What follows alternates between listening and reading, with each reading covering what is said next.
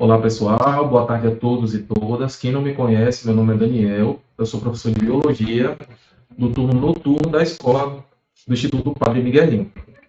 Vocês não devem me conhecer, ou poucos me conhecem, porque eu trabalhava à noite e também porque a gente teve pouquíssimo tempo de aula da questão da greve e da pandemia que foi somada a esse tempo. Então, praticamente, a gente teve umas 4 semanas de aula e depois disso a gente não se encontrou mais. Então, infelizmente, né, a realidade que se impõe para a gente e a gente vai ter que se adaptar a essa realidade transitória. Sempre com os votos, né, de que as coisas melhorem e que tudo fique bem no final das contas quando sair essa bendita vacina, certo? Mas então vamos falar um pouquinho sobre o que é a disciplina letiva para vocês entenderem o contexto do que a gente está fazendo e o porquê, o objetivo da gente. Uma disciplina eletiva nada mais é do que uma disciplina que vocês podem escolher. Essa disciplina que vocês escolhem, ela é importante justamente porque vocês vão escolher de acordo com as afinidades de vocês. Elas serão ofertadas na escola em determinado número, por um determinado conjunto de professores. E esses professores, eles vão pensar sempre quando vão fazer uma disciplina eletiva na sua multidisciplinaridade. Isso quer dizer o quê? Que eles vão pensar sempre como a disciplina deles pode conversar com outras disciplinas. Porque algumas pessoas não sabem, mas o conhecimento ele é uma coisa única. Né? O conhecimento está no mundo para todo mundo explorar.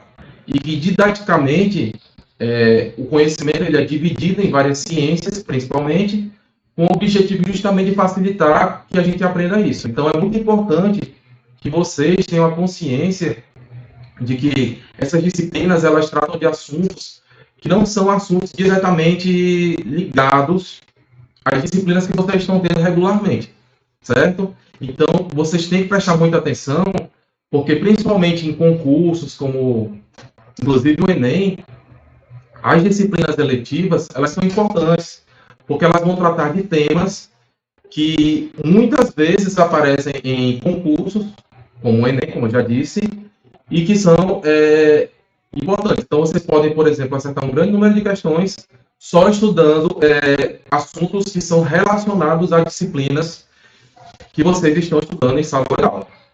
Mas vamos passar aqui, certo? Essa disciplina, deixa eu só botar aqui minha carinha aqui para cima. Essa disciplina, então, ela vai falar sobre desigualdades sociais existentes e a ciência como uma metodologia, certo? Inicialmente vai ser dada por mim, são 5 ou 6 aulas, né, que vai ser sobre direitos humanos no contexto brasileiro, mas também haverão outros professores que vão dar essa disciplina. A Denise, Marcelina e a Vanessa Rafaela, também de Biologia, vão falar sobre racismo ambiental. A Rafaele, de Artes, vai falar sobre arte e protesto, críticas a problemas sociais. E a Juline Carvalho, de Física, vai falar sobre a invisibilidade das mulheres na ciência.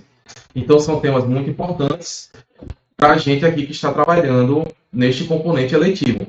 São mais ou menos 24 aulas, como eu já disse, nem todas as aulas vão ser em contato com vocês, a gente vai passar alguns materiais, exercícios, tá? Tem avaliação, essa disciplina, ela tem que ter nota no SIGEDUC, então vocês têm que se dedicar para fazer, certo? E é importante que vocês deem continuidade aos estudos de vocês. A parte que eu fiquei incumbido, deixa eu só ajeitar aqui que a gente se atrapalha um pouquinho, pronto. A parte que ficou para mim foi justamente a parte de direitos humanos e cidadania, certo?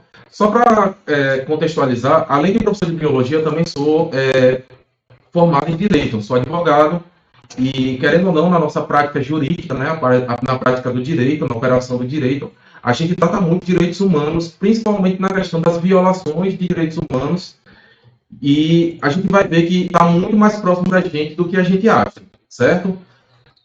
Quando a gente fala de direitos humanos, vem muita coisa na cabeça da gente, já que é um assunto que todo dia está em jornais, revistas, novelas. A gente está vendo a todo momento que as pessoas elas estão sendo, que seus direitos eles estão sendo violados. Então, os direitos humanos eles acabam por fazer parte da nossa vida. Só que as pessoas elas têm uma ideia um pouco deturpada, certo? Desviada da realidade do que seria direito humano. E para isso, elas falam exatamente isso daqui, ó, 9 mentiras e uma verdade sobre direitos humanos. Deixa eu só ajeitar aqui minha carinha para vocês verem melhor. Pronto. São 9 mentiras e uma verdade sobre direitos humanos. Essa é bem comum, né, pessoal? Direitos humanos para humanos direitos. Quem nunca ouviu isso de uma pessoa que atira a primeira pedra? A segunda, também tão conhecida quanto, né? Bandido bom é bandido morto. A terceira, direitos humanos só defendem bandidos. A quarta, redução da maioridade penal reduz a criminalidade. A quinta, país precisa de mais armas e menos pesquisa. A sexta, denúncia de racismo é mimimi. A sétima, lei do desarmamento aumentou a violência. A oitava, polícia prende pouco. Se está preso é porque é bandido. A nona, feminismo é machismo ao contrário. E a décima, esses aí não sabem nada sobre direitos humanos e segurança pública. Certo? Essa chave do Julião, ela mostra justamente o seguinte, que o conhecimento acerca de direitos humanos ele é muito espalhado pela sociedade, só que as pessoas elas usam os conceitos de direitos humanos de forma errônea, certo? O direito humano ele não é feito para proteger bandido. O direito humano ele não é feito para proteger uma mulher feminista, por exemplo. O direito humano não é feito para proteger uma pessoa que é antirracismo. O direito humano ele está muito mais para proteger o ser humano mesmo, certo? Seja ele uma pessoa que em uma sociedade se comporta de boa maneira, que não comete crimes, mas também ela protege as pessoas que porventura, que por acaso, elas cometam crimes, elas façam coisas erradas, porque no final das contas esses direitos eles são do ser humano. Não tem a ver com questão política, questão partidária, ela tem a ver com a condição humana e o respeito dessa condição humana. Então, os direitos humanos, eles são justamente uma proteção que nós, da espécie humana, temos, justamente para proteger a gente contra o arbítrio e contra os erros de outros, certo? Então, essa charge aqui, ela diz bem direitinho. A charge anterior, que não sei por que ela veio antes, que é justamente falando assim, ó, o que é direitos humanos? E aí uma pessoa, né, que a gente vê que está em situação de rua, fala, não sei nem o que é ser um humano. Né? É uma situação, infelizmente, muito corriqueira no nosso país e também no mundo. Né? Pessoas, seres humanos, vivendo em condições não humanas. Pessoas que, inclusive, não têm e não sabem que têm direitos humanos. Então, essas pessoas, elas estão praticamente em condições análogas a de outros animais, ou até mesmo de coisas, né? Como a gente vai ver nos próximos slides. Mas então, direitos humanos. Deixa eu me puxar aqui para cima, para não ficar... Afinal, direitos humanos, o que são? Né? Filosoficamente, é um pouco complicado da gente tratar aqui, né? Já que é um assunto um pouco mais complexo. Mas existem dois filósofos muito conhecidos, tá? Que eles agiram justamente no pós-guerra, Primeira e Segunda Guerra Mundial, que eles vão tratar justamente do que seria o direito humano, certo? Então, deixa eu botar aqui para vocês essas pessoas. Essa primeira aqui, à esquerda de vocês, é chamada de Hannah Arendt, e ela disse o seguinte, a essência dos direitos humanos é o direito a ter direitos. Que parece uma coisa básica, né, gente? O direito a ter direito. Mas é isso mesmo. Infelizmente, a gente, na evolução social, muitas vezes, muitas pessoas, né, determinados grupos de pessoas, eles não tinham direitos básicos que a gente hoje em dia reclama com tanta facilidade. Essas pessoas, elas eram negadas qualquer tipo de direito e elas eram mais aproximadas das coisas do que das pessoas. O Norberto Bobbio, por sua vez, aqui à direita, fala o seguinte, que os direitos do homem, por mais fundamentais que sejam, são direitos históricos, ou seja, nascidos em certas circunstâncias, caracterizadas por lutas em defesa de novas liberdades contra velhos poderes, e nascidos de modo gradual, não de uma vez e nem de uma vez por todas. Então aqui ele já está mostrando que o direito humano não foi uma coisa automática, tá, gente? Esse conhecimento do que seria direito humano, ele foi evoluindo na nossa sociedade. Seja nos povos mais antigos, como, por exemplo, lá na lei de Italião, lá em Hammurabi, que acho que são 3.000 anos antes de Cristo, até o momento, passando por vários processos, várias fases, como, por exemplo, a Revolução Industrial, a Idade Média, né, que veio antes, o Iluminismo, tá? A independência de alguns países, como a gente vai ver. Então, isso tudo, o conhecimento de direitos humanos, ele não foi um conhecimento que, pronto, está aqui o direito de todo mundo, vocês receberam direito e acabou-se. É isso aqui, não é assim, tá, gente? Esses direitos, eles evoluem com o tempo. Então, algumas vezes, muitas vezes, na verdade, fruto de uma luta, tá? Luta de classe, luta de minorias, eles conseguem conseguir direitos que são inerentes à condição deles, tá? Então, esses direitos, eles não vêm automaticamente, eles são fruto de muita batalha, muita revolução, muita luta, certo? Não foi uma coisa fácil que chegou e se apresentou para todo mundo. Passando, então, para o próximo slide, a gente consegue ver, então, o que são direitos humanos de uma forma mais fácil da gente entender, certo? Então, o que são direitos humanos? Direitos humanos são direitos que são inerentes a todos os seres humanos. Isso quer dizer o quê? Que fazem parte de todos os seres humanos, independentemente de raça, sexo, nacionalidade, etnia, idioma, religião ou qualquer outra condição, certo? São garantidos legalmente pela via da lei de direitos humanos, protegendo indivíduos e grupos contra ações que interferem nas liberdades fundamentais e na dignidade humana. Ao longo do tempo eu vou explicar para vocês alguns conceitos, porque muitas vezes também a gente utiliza os nomes de forma errônea, de forma errada, para dizer o que é um direito fundamental, o que é um direito humano, tá? Então é importante a gente saber diferenciar. Mas basicamente é o seguinte, pessoal, esses direitos eles são para todos, independente da sua raça, do sexo, de onde você mora, da cor da sua pele, da língua que você fala, da religião que você pratica, ou outra condição qualquer. Esse direito ele é inerente à condição humana. Aí, então, nós temos que justamente uma diferenciação, né, entre...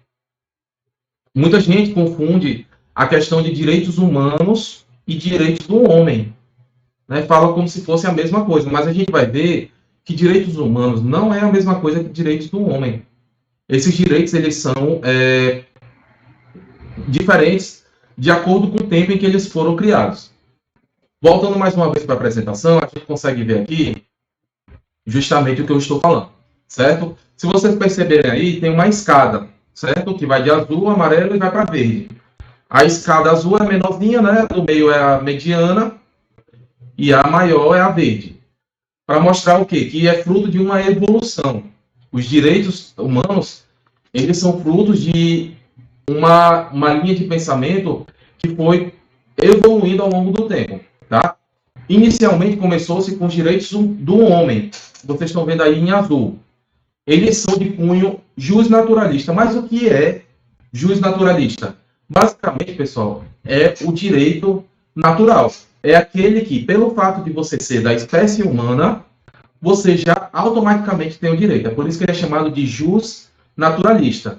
Ele não muda, ele é seu e pronto. Certo? Eles não estão escritos na lei ou nem em constituições, tá? Eles não precisam estar escritos. Então, os direitos do homem, eles já existem desde os tempos mais antigos.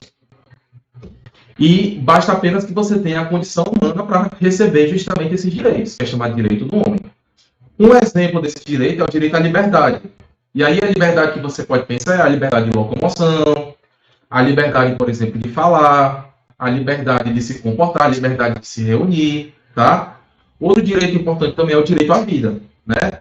Como a gente sabe, em todas as culturas, a gente consegue ver que o direito à vida sempre ele é resguardado, ele é protegido, já que, infelizmente, algumas pessoas temem matar as outras, né? É uma coisa também natural da condição humana, a violência e a capacidade das pessoas de matarem umas às outras. Então, esse primeiro direito, que é o direito à vida, ele veio justamente para proteger, né? Esse direito do homem, que é o direito à vida, veio para proteger justamente a vida das pessoas. Vamos pensar, se vocês, não sei se vocês já ouviram falar, né? O Código de Hammurabi. Muitas pessoas não conhecem pelo nome, mas conhecem um provérbio desse código, que diz o seguinte: olho por olho, dente por dente. O que seria olho por olho, dente por dente? É assim, tudo que você causa para uma pessoa, você vai receber naquela mesma medida o dano que você causou. Então, se, por exemplo, uma pessoa mata a outra, a família dela, que foi prejudicada, tem o direito, de acordo com a lei de Hammurabi, de matar essa pessoa também. Justamente para sanar, né, para acabar proporcionalmente com aquilo que foi feito. Entretanto, a gente sabe que esse direito de matar os outros, de acabar com a liberdade das pessoas, é um direito muito danoso, é um direito muito ruim. Então, o que aconteceu? Os estados, antigamente, né, estados aqui que a gente fala não é estado brasileiro, tá? Que são os países, né, soberanos, ou os projetos de países soberanos, eles começaram a pegar esses direitos do homem e escrever esses direitos em leis, tá? O que a gente chama aqui de positivação. O que é positivar? É você pegar um costume, uma forma de fazer, certo? E transformar isso numa lei escrita. Você vai escrever em alguma forma, pode ser numa pedra, pode ser num papel, pode ser num papiro, esses direitos para que todas as pessoas elas tenham conhecimento dessa lei sem ser da forma verbal, pela voz, certo? Então, esses direitos eles foram escritos e facilitou muito que as pessoas conhecessem seus direitos. Esses direitos eles são chamados de fundamentais, porque justamente eles tratam dos direitos do homem, que a gente já viu, né, que é direito à liberdade, direito à vida, mas também de outros direitos, que são chamados de direitos civis, direitos políticos, direito à propriedade privada, né, de você ter a sua casa, seu terreno. Esses direitos eles foram feitos não só pela condição do homem em si, mas também pela convenção, pelo acordo que existia entre as pessoas de de um determinado estado, de uma determinada nação. Tá? Os direitos fundamentais eles perduraram até a Revolução Francesa, para vocês terem uma ideia. E na Revolução Francesa, então, foi criado o protótipo, né, com aquela carta, né, no caso de direitos humanos e cidadania, feito pela França, mostrando que os direitos eles deveriam ser para todos os seres humanos em todos os locais. Até esse momento, os direitos fundamentais e os direitos do homem, eles não eram vistos como uma coisa universal. Então, por exemplo, se você fosse para um país, existiam determinados direitos que poderiam ser fundamentais, e em outro país esse direito não era mais. Então, ficava sempre essa dicotomia, sempre essa diferença entre os países. Quando chegou depois da Segunda Guerra Mundial, é que então foi gerado, né, foi criado um documento, que é a Declaração de Direitos Humanos, e aí sim esse documento ele elevou os direitos fundamentais ao plano internacional. Isso quer dizer o quê? Que todos os países eles deveriam observar esses direitos. Então, no caso, esses direitos eles foram criados justamente para dar uma universalidade, fazer com que todos os seres humanos do planeta pudessem ter direitos do homem, tá? Alguns exemplos desses direitos, além dos fundamentais e do homem, como a gente já viu aqui na escalinha, são o direito ao não preconceito, o direito das crianças, o direito do idoso. A gente vai ver também que tem os direitos de território, tá? O direito de não sofrer racismo. Todos esses direitos, eles são justamente direitos humanos, que a gente vai ler durante o nosso curso aqui. Então, pessoal, voltando, quais são as características básicas que existem nos direitos humanos? Quais são o que une todos os direitos humanos que estão lá na Declaração Universal de Direitos Humanos, feita pela Nação Unida? Mais uma vez aqui na apresentação, a gente consegue ver essas 6 características. Eles são indivisíveis, obrigatórios, interdependentes, naturais, inalienáveis e universais. Eu vou explicar um pouquinho para vocês no próximo slide o que seria cada um desses. Então, olha só. O primeiro deles é que todas as pessoas devem ter a mesma dignidade, certo? Então, você está mostrando justamente a questão da universalidade, certo? A dignidade, ela é universal para todos os seres humanos. A sua origem não é o Estado ou as leis, mas a própria natureza humana. Como eu já disse para vocês, é um direito natural, é um direito do ser humano de ser respeitado por todos os outros. Nenhuma pessoa pode renunciar a eles ou negociá-los, e o Estado não pode dispor dos direitos dos cidadãos. Isso é o que chama da irrenunciabilidade, ou, como tem dito aqui no outro slide, a inalienabilidade, tá? São inalienáveis. Isso quer dizer que você não pode, por exemplo, pegar um direito seu, que é fundamental, vamos imaginar um direito à vida, né? Que é um direito que todo mundo conhece. Né? E você falar, eu vou dar a minha vida para você, por exemplo, salvar a vida dos outros. Isso não pode ocorrer, tá? Os estados, eles são proibidos de pegar a vida de uma pessoa, por exemplo, usar a vida da pessoa em troca de outras coisas. Por exemplo, eu vou dar a minha vida para receber uma indenização. Isso é contra os direitos humanos, certo? Outra característica também é que eles não podem ser destruídos, o que constituiria um atentado contra a pessoa. Impõe-se às pessoas e ao Estado a obrigação de respeitá-los, mesmo que não exista uma lei que assim o estabeleça. Isso é importante, pessoal. Por quê? Porque os direitos humanos, inicialmente, eles foram ratificados. O que é ratificados? Esses direitos, essa Declaração de Direitos Humanos, ela foi criada inicialmente por 53 países. Inclusive, o Brasil era um desses países. Só que a gente sabe que não existem só 53 países. Existem outros países que não estavam lá naquele momento. Hoje em dia, mais de 100 países ratificaram, assinaram justamente essa Declaração dos Direitos Humanos. Só que, mesmo que um Estado, um país, né, ele não assine, ele é obrigado a respeitar os direitos humanos, tá? Não é porque eles não assinaram que eles não têm que respeitar. É justamente a questão da universalidade, como a gente está vendo aqui, ó.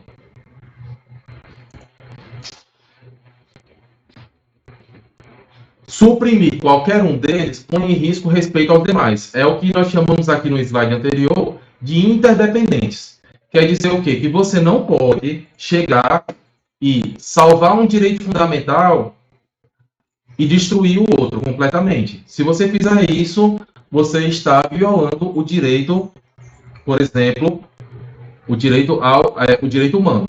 Um caso bem conhecido, né, que a gente trata muito no direito, é justamente as pessoas que têm religiões que não podem doar sangue. Você sabe que tem algumas religiões que as pessoas, de acordo com o preceito da Bíblia, elas não podem doar sangue. Então, o Supremo Tribunal Federal, né, que hoje em dia todo mundo conhece, que é o Supremo Tribunal, né, que são os grandes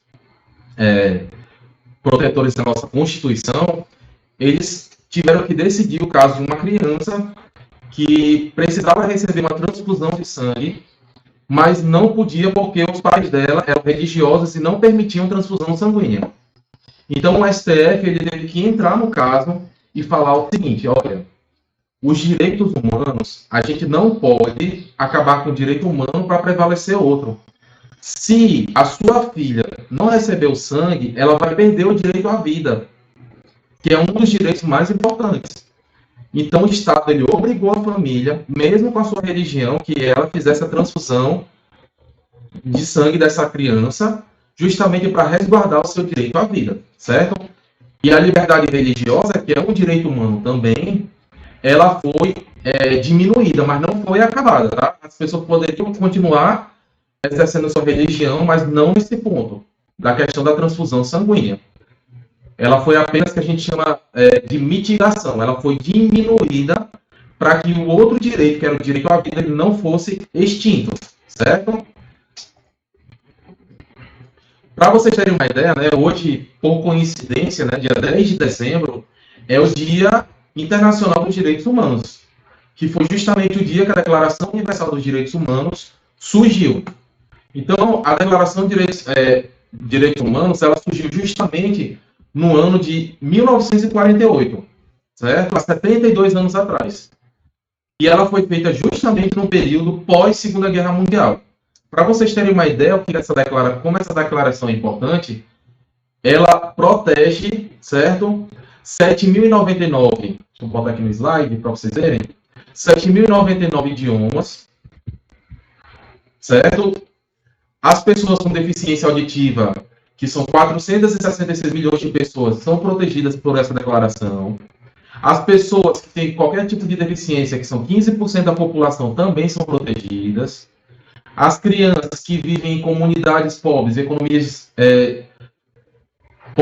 desenvolvidas, que têm deficiência de comunicação, também são protegidas. Essa declaração ela já foi traduzida para 500 idiomas, é o documento mais traduzido no mundo, tá? Mais até do que a Bíblia. Ela é traduzida para várias línguas, tá? E ela tem um total de 30 artigos.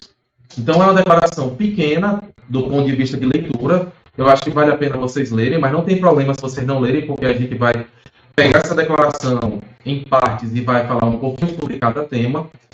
Mas é importante que vocês saibam, porque sempre, em concurso, cai sobre direitos humanos, tá?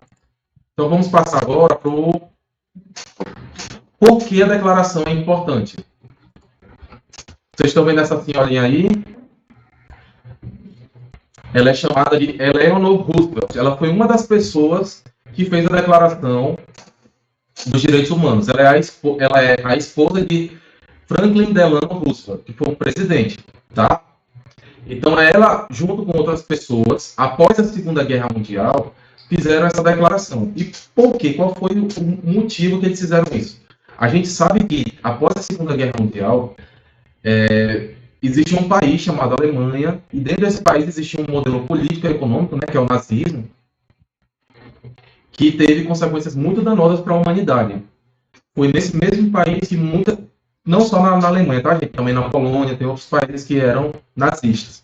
Mas nesses países, justamente eles conseguiram o quê? Acabar com qualquer vestígio de direitos humanos, ou direito do homem, ou direito fundamental, né? Quer queira ou você chame, dessas pessoas, principalmente os judeus. E a gente tem que lembrar que não só os judeus faziam parte desse grupo que foi dizimado. Pessoas com deficiência, homossexuais, idosos, qualquer pessoa que não se encaixava no ideal, né, da raça ariana, né, que era chamada da raça pura, ela era passível, ela tinha a chance de ir para as câmaras de gás, serem fuziladas, ou serem mortas de outra forma, de fome, tá? Então, após a Segunda Guerra Mundial, justamente com a perda do nazismo, dos países nazistas, e com a destruição da Alemanha naquela época, veio a Declaração de Direitos Universais, a Declaração Universal dos Direitos Humanos, justamente para tentar fazer com que houvesse uma uniformidade acerca do tratamento do ser humano enquanto pessoa, tá? Então, foi justamente uma contraposição ao contexto de xenofobia que existia na Segunda Guerra Mundial. E ele contempla os seguintes direitos: direitos civis, políticos, econômicos, sociais e culturais. que a gente vai tratar nas próximas aulas cada um desses direitos, certo? Então não se apeguem, porque a gente vai tratar cada um deles. E aí agora eu vou passar um videozinho para vocês sobre justamente os direitos humanos, para vocês entenderem o que é e como se dão esses direitos para finalizar a aula de hoje. É uma aula simples, mas na próxima aula a gente vai ter um pouco mais de tempo para se detalhar, para se debruçar sobre o assunto, e aí a gente finaliza a aula com esse videozinho de 2 minutos, tá? Deixa eu só botar aqui para vocês.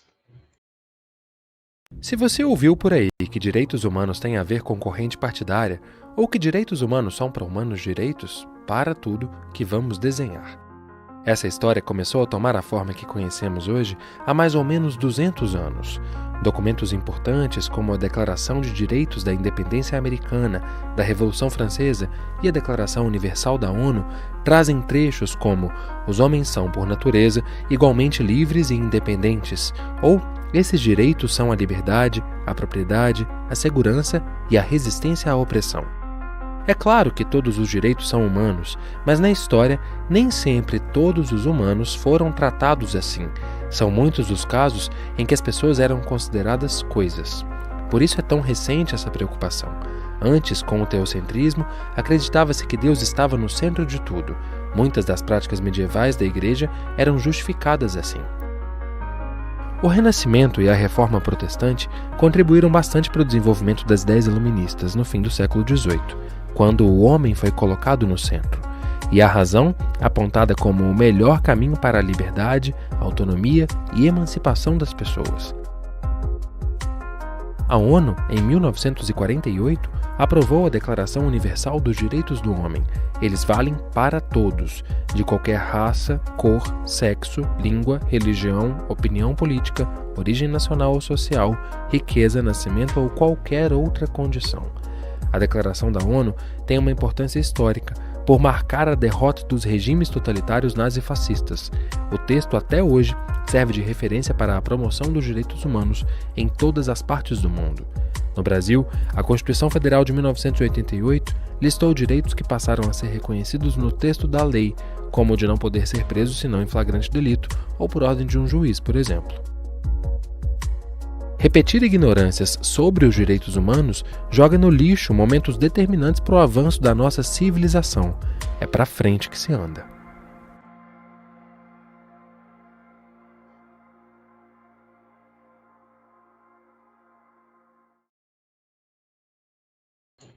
Pronto, meus amigos.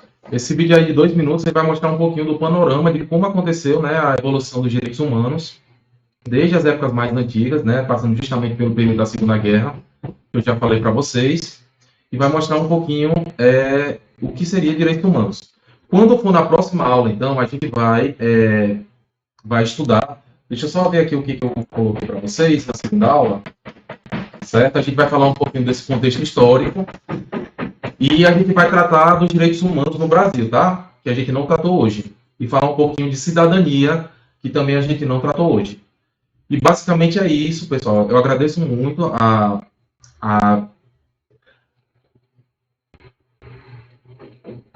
aula com vocês. Desculpa aí ter travado, né? Porque eu estava aqui olhando o negócio. Eu agradeço muito a aula com vocês. Peço perdão novamente pela aula não ter dado certo. Eu queria muito que fizesse uma live, mas não deu certo, né? A gente não pode ter tudo, né? A gente vive num país que a internet não é muito boa, infelizmente.